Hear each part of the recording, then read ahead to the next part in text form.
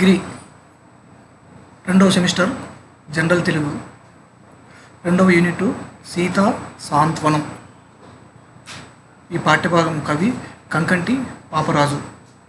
సీతా సాంత్వనం కంకంటి పాపరాజు రాసినటువంటి ఉత్తర రామాయణం షష్టాశ్వాసం నుండి గ్రహించడం జరిగింది. మొదటగా కవి పరిచయం. కంకంటి పాపరాజు నెల్లూరు ప్రాంతంలో జీవించినటువంటి ప్రసిద్ధ కవులలో ఒకరు. ఈయన యొక్క కాలం 1750-1800. ఈయన ప్రళయ కావేరి పట్టణంలో అమీన్ పదవిని నిర్వర్తించాడు. అలాగే ఈయన మదన గోపాలస్వామి భక్తుడు. ఇతను చతుర్విధ కవితా నిపుణుడు. అదేవిధంగా గణిత శాస్త్రంలో సైతం పండితుడిగా ప్రసిద్ధి పొందాడు.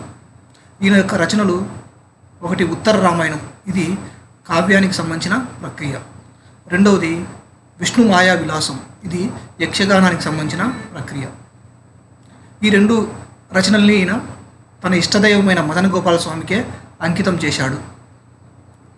ఉత్తర రామాయణం రాయడానికి మూలం ఆధార గ్రంథము సంస్కృతంలో వాల్మీకి మహర్షి రాసినటువంటి శ్రీమద్ రామాయణం ఉత్తరకాండ అనేది ప్రధానమైన ఆధారంగా చెప్పవచ్చును. ఈయన యొక్క కవితా గుణాలు మృదుపద విన్యాసము, అర్థ సందర్భము, రస సంపద ఉంటాయని కవులు పేర్కొన్నారు. ఈయనది ఉత్తమ కవిత్వమని కరుణశ్రీ జంధ్యాల పైపతి శాస్త్రి కూడా ప్రశంసించి ఉన్నాడు. అలాగే ఈ కావ్యాన్ని కంకంటి పాపరాజు గారు ఎందుకు రాస్తున్నారో చెప్పుకున్నారు. పుణ్యకరమైన రామకథను రాస్తే అది మనలోని హీనత్వాన్ని మాన్పుతుందని, దీన్ని చదవడం వల్ల రాయడం వల్ల కూడా ఎటువంటి వారికైనా హీనత్వం అనేది తొలగిపోతుందని ఈయన విశ్వసించాడు. అందువల్ల ఈ ఉత్తర రామాయణం అనే కావ్యాన్ని తెలుగు పాఠకులకు అందించాడు. మన పాఠం సీతా సాంత్వనం. ఈ పాఠ్యభాగం యొక్క నేపథ్యము: శ్రీరాముడు రావణాసురుణ్ణి సంహరించి సీతాదేవిని రక్షించి అయోధ్యకు రాజుగా పట్టాభిషేకం పొంది ఉన్నాడు. కొంతకాలానికి గర్భవతి అయిన సీతామాతకు అరణ్యంలో నివసించే మునిపత్నులను చూడాలనే కోరిక కలిగింది. సీతాదేవి కొన్ని ఇష్టాలున్నాయి. ఆ ఇష్టాలలో ఒకటి తరచుగా అడవుల్ని సందర్శించాలని, అడవుల్లోని ఆ పక్షులు, ఆ చెట్లని, ఆ జంతువుల్ని చూడాలనే ఇష్టము కలిగినటువంటి వ్యక్తి సీతాదేవి. అదే సమయంలో అయోధ్య రాజ్యంలో ఒక పౌరుడు ఈ సీతాదేవిని మీద ఒక నింద వేశాడు. అంటే రావణాసురుడి చెరలో బందీ అయి ఉన్న సీతను తెచ్చి ఈ రాముడు ఏలుకుంటున్నాడు అని ఒక నింద వేశాడు. ఆ లోక అపవాదానికి శ్రీరాముడు ఎంతో దుఃఖించాడు. ఈ లోక అపవాదానికి శ్రీరాముడు ఎంతో విరచిపోయి రాజధర్మానికి కట్టుబడిన రాముడు సీతాదేవిని ఈ అడవుల్లోని వాల్మీకి మహర్షి ఆశ్రమంలో విడిచిరమ్మని తన తమ్ముడైన లక్ష్మణుణ్ణి ఆదేశించాడు. తన అన్న యొక్క రాజు యొక్క ఆజ్ఞను పాటించిన లక్ష్మణుడు సీతాదేవిని ఈ అడవులలో విడిచిపెట్టి వచ్చాడు. ఇది తెలిసి తల్లడిల్లిన సీతమ్మను, ఎంతో దుఃఖంలో బాధలో ఉన్నటువంటి సీతాదేవిని ఓదారుస్తూ వాల్మీకి మహర్షి పలికినటువంటి సాంత్వన వాక్యాలతో, అంటే ఓదార్పు మాటలతో ఈ పాఠ్యభాగం మనకి ప్రారంభమవుతుంది.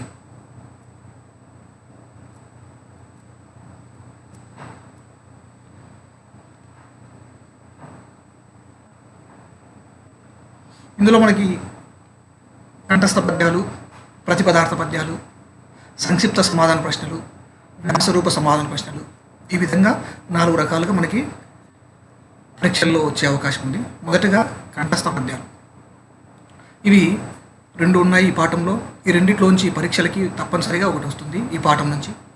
వీటిని పాదభంగం లేకుండా రాయవలను.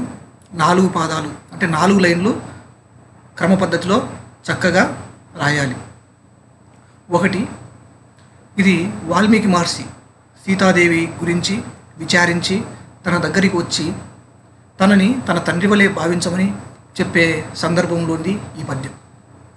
యతి మూర్ధన్యుడు బుజ్జగించి వగపేలా పుత్రి నీ సద్గుణోన్నతి నీ భర్త ఎరింగియున్ ప్రజల నిందలు తాల్మి కుందింపగా ధృతిన్ ఈతెం పునరించి ఇంతయు మనోదృష్టిని విచారించి వచ్చితి నన్ను మిథిలాది నాదువలే నీ చిత్తంబులో నెంచుమా. ఓ సీతాదేవి, నువ్వేమీ బాధ చెందకు. నీ యొక్క సద్గుణాలు అన్నీ తెలిసినటువంటి వ్యక్తి శ్రీరాముడు. ప్రజల నిందలు అతని మనసును ఎంతో గాయపరచగా నిన్ను ఈ విధంగా అడవులకు పంపి ఉన్నాడు. కాబట్టి దీన్నంతా కూడా నేను మనోదృష్టితో గ్రహించి నీ దగ్గరకు వచ్చాను. నన్ను కూడా నీ తండ్రి జనక మహారాజు వలె నీ మనసులో భావించుమా అని సీతాదేవిని ఓదార్చే ప్రయత్నం చేస్తున్నాడు వాల్మీకి మహర్షి. అట్లాగే ఇంకొక కంఠస్థ పద్యం. రాజకులాభిరాముడగు రాముని దేవి విదేహదారుని రాజకుమారి పంతిరథ రాజ బిడౌజుని పెద్ద కోడలు ఈ రాజముఖీలలామ అల రాజ సహోదరిన్ పోలు ఈమెకున్ పూజలు చేయగా తగు తపోదన కాంతలు మీరలందరున్. ఈ సీతాదేవిని అక్కడ ఉన్నటువంటి తపోవన కాంతలకు వాల్మీకి మహర్షి అప్పగిస్తాడు. ఈ సీతాదేవి యొక్క గొప్పదనాన్ని, ఈమె రాజకుమారి, రాజుగారి బిడ్డ, అట్లాగే రాజుగారు శ్రీరాముడు, అయోధ్య రాజైన శ్రీరాముడి భార్య అయిన, అట్లాగే గొప్ప గుణాలు ఉన్నటువంటి దశరథ మహారాజుని పెద్ద కోడలు ఈమె, అట్లాగే చంద్రుడి సహోదరి అయిన లక్ష్మీదేవికి యొక్క రూపాన్ని పోలినటువంటి ఈమె, ఇన్ని గొప్ప లక్షణాలు ఉన్నటువంటి ఈమెకు మీరంతా పూజలు చేయగా, అంటే ఈమెకు సేవలు చేయడము తగినటువంటిది, యుక్తమైనది, ఔచితీవంతమైనది. కాబట్టి మీరంతా కూడా ఈమెను దగ్గరుండి ఈమెకి బాధ కలిగించకుండా తగిన సౌకర్యాలు కలిగించండి అని ఆశ్రమంలో ఉన్నటువంటి మునికాంతలకి సీతాదేవిని అప్పగించే సందర్భంలో వాల్మీకి మహర్షి చెప్పిన మాటలు ఇవి.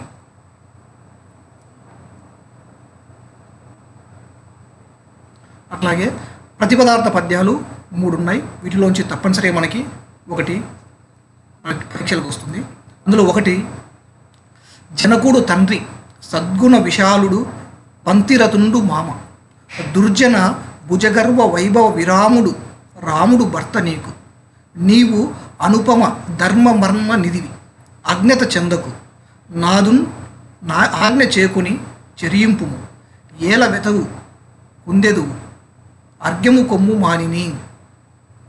ఇక్కడ మానిని అని ఒక సంబోధనా పదం ఉంది. కాబట్టి ఈ సంబోధనా పదాన్ని మనం మొదటగా ప్రతిపదార్థం రాసే సందర్భంలో మొదటగా రాయాల్సిన పదం అది. మానిని అంటే ఇక్కడ ఓ మానవతి, ఓ సీతాదేవి అని అర్థం.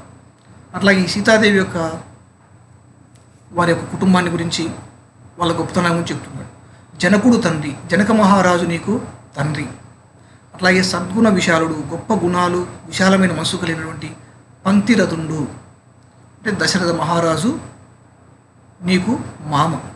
అట్లాగే దుర్జన భుజగర్వ వైభవ విరాముడు, చెడు గుణాలు కలిగిన వారిని, శత్రువుల్ని, వాళ్ళ యొక్క భుజగర్వ వైభవాన్ని నాశనం చేసే వీరుడు రాముడు నీకు భర్తగా ఉన్నాడు.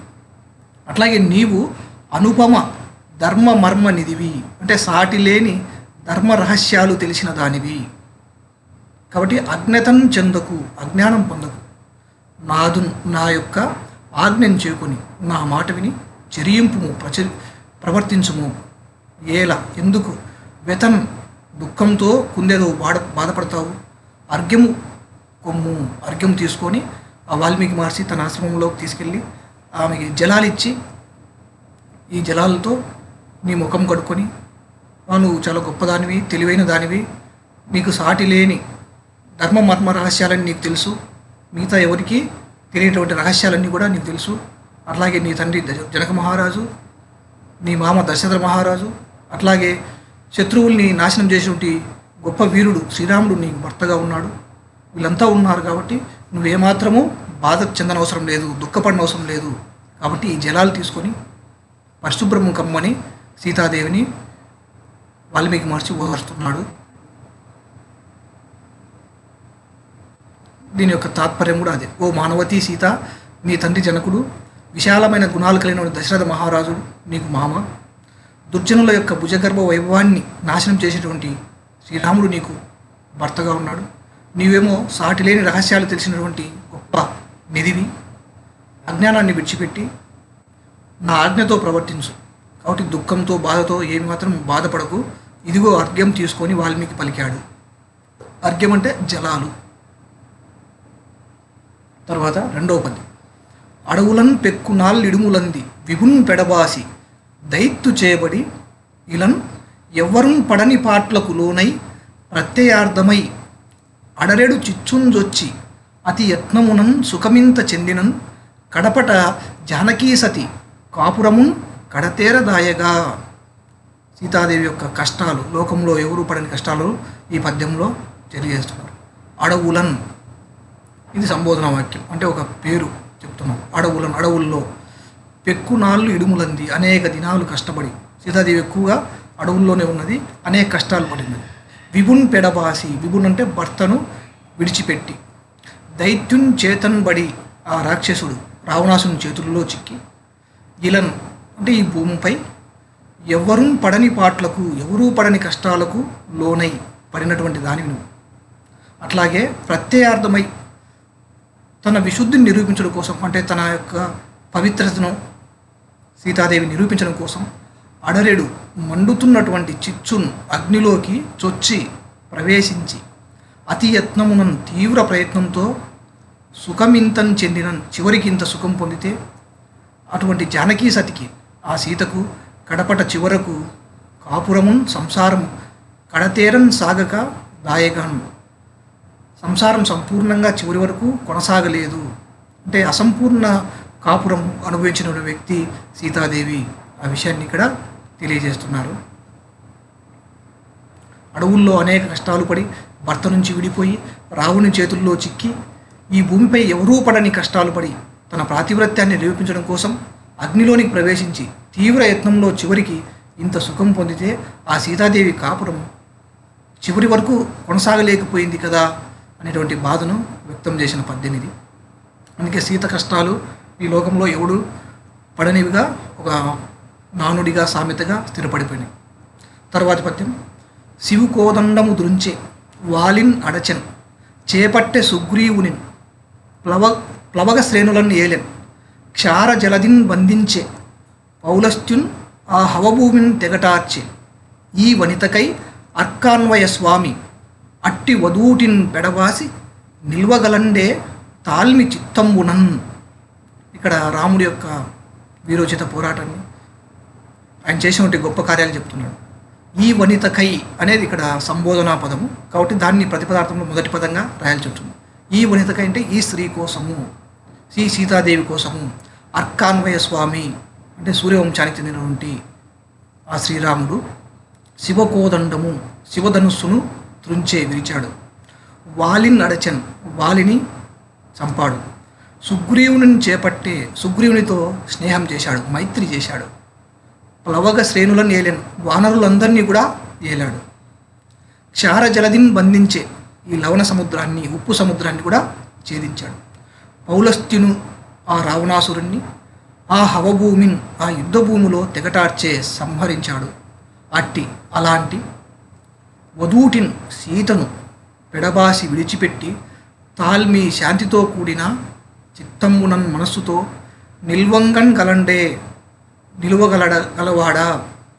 అంటే సీతాదేవి కోసం ఇన్ని చేసినవాడు, శివధనుస్సు విరిచినవాడు, వాలిని చంపినవాడు, సుగ్రీవునితో మైత్రి చేసినవాడు, ఈ లవణ సముద్రాన్ని, ఉప్పు సముద్రాన్ని బంధించినవాడు, ఛేదించినవాడు, ఆ రావణాసురుని యుద్ధభూమిలో సంహరించినవాడు. అలాంటి ఈ శ్రీరాముడు ఈ సీతాదేవిని విడిచిపెట్టి శాంతితో ప్రశాంతంగా తన మనస్సులో నిలవగలడా అని ఈ పద్యం యొక్క భావం. ఇదే తాత్పర్యంగా మనం రాయవచ్చు. తర్వాత సంక్షిప్త సమాధాన ప్రశ్నలు ఈ పాఠంలో రెండు ఉన్నాయి. ఒకటి, సీతాదేవి అంతఃపుర జీవనానికి ఆశ్రమ జీవనానికి భేదాలను కవి వర్ణించిన విధానాన్ని తెలియజేయమని చెప్తున్నారు.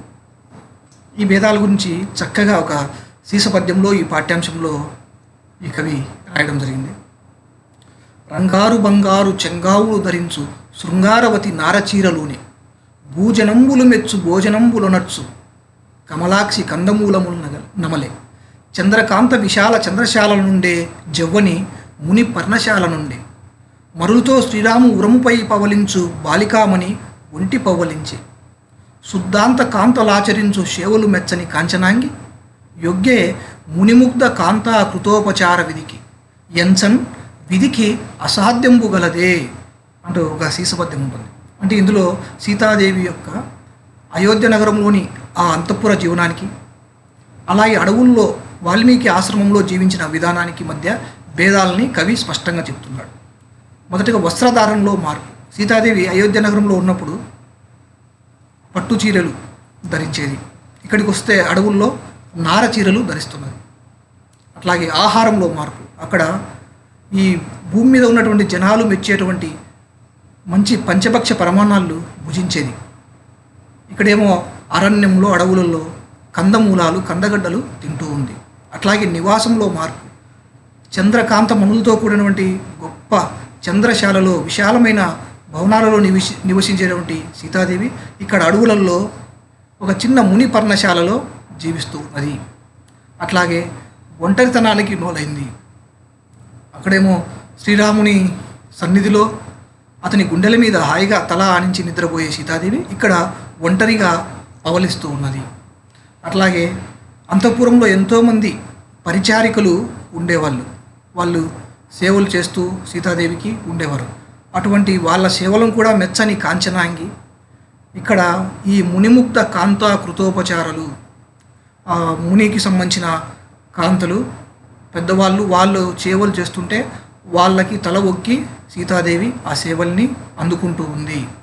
ఎంచన్ విధికి అసాధ్యంబు గలదే, అంటే ఎంచి చూడగా ఆలోచించి చూడగా విధికి అనేది దైవ నిర్ణయానికి అసాధ్యము లేదు కదా అని ఈ పద్యంలో ఈ యొక్క భేదాల్ని ప్రధానంగా తెలియజేయడం జరిగింది. తర్వాత సీతారాముల అన్యోన్యతను గురించి లక్ష్మణుడు పలికిన మాటలు. లక్ష్మణుడు తన రథసారథైన సుమంత్రునితో సీతారాముల యొక్క అన్యోన్యతను గురించి ఇట్లా పలికాడు. మొదటగా సీతాదేవి అడవుల్లో అనేక దినాలు కష్టాలు పడింది. భర్త నుంచి విడిపోయింది. దైత్యుడి చేతుల్లో చిక్కి ఈ భూమిపై ఎవరూ పడని పాటలు పడింది. అట్లాగే తన యొక్క పవిత్రతను నిరూపించడం కోసం అగ్ని ప్రవేశం కూడా చేసింది. ఇదంతా కూడా రాముడి కోసము, తన పట్ల ఉన్నటువంటి భక్తిని చాటుకోవడం కోసం సీతాదేవి చేసినటువంటిది.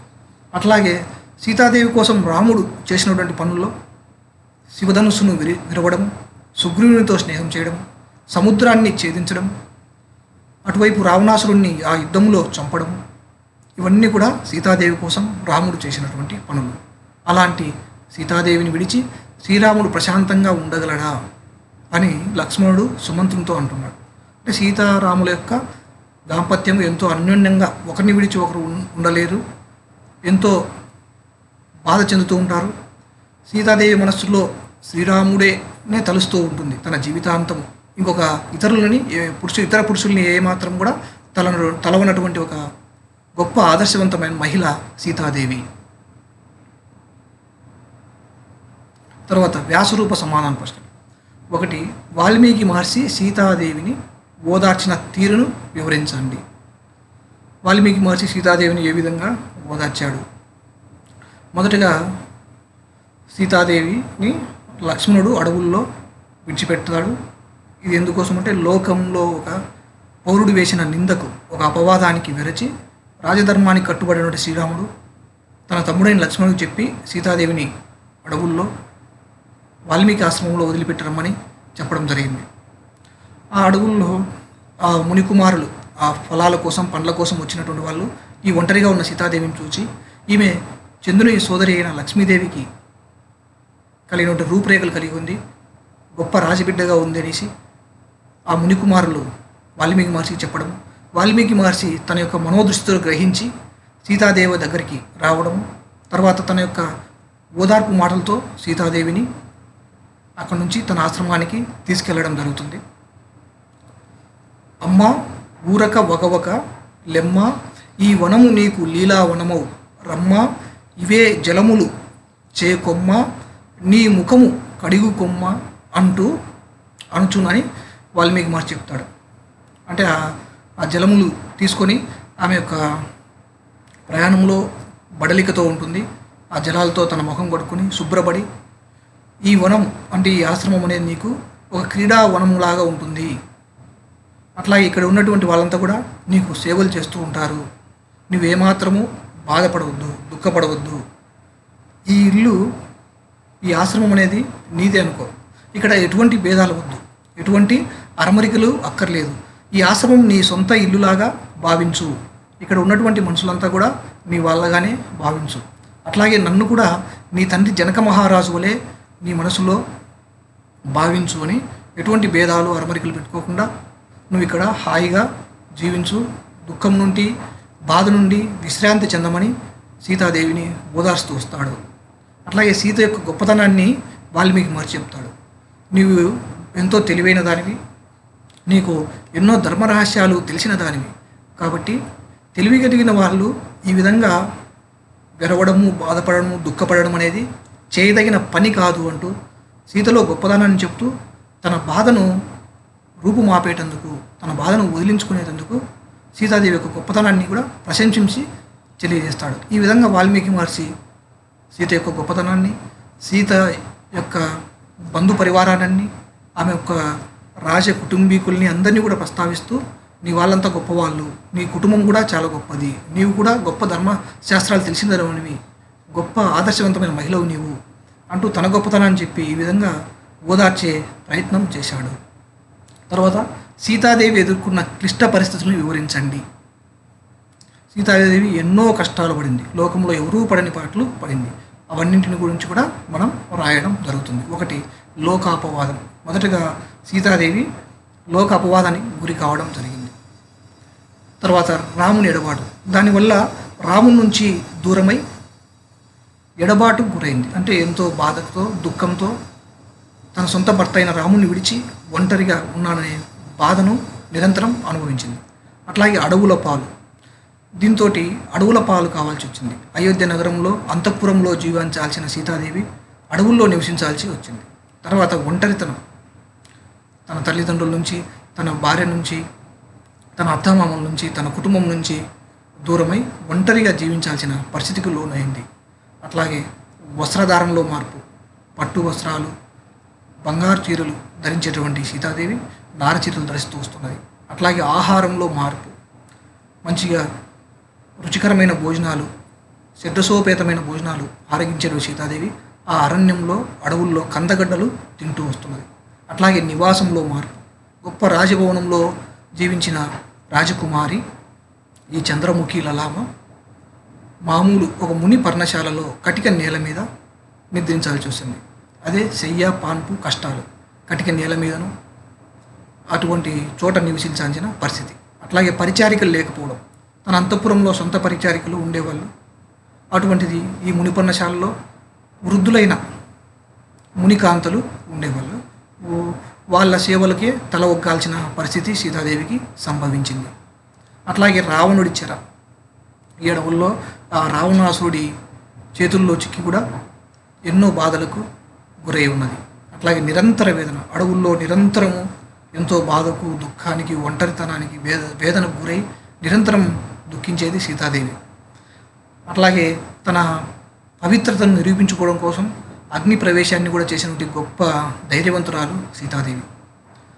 తిరిగి మళ్ళీ అరణ్యవాసం, రావణాసుని చెర నుంచి రక్షించి శ్రీరాముడు అయోధ్యకు తీసుకువెళ్ళడం, తర్వాత అక్కడ ఉన్న ఒక పౌరుడు మళ్ళీ నింద వేయడము, దాంతో మళ్ళీ అరణ్యవాసం గురి కావడం. అంటే సీతాదేవికి తన ఇష్టాల్లో అరణ్యాల్లో గడపడం అనేది ఒక ఇష్టం ఉంది. దాని ప్రకారం కూడా ఈ ప్రకృతి, ఈ విధి నిర్ణయాలు కూడా ఇట్లా జరిగి ఉండవచ్చు అని మనం భావించవచ్చు.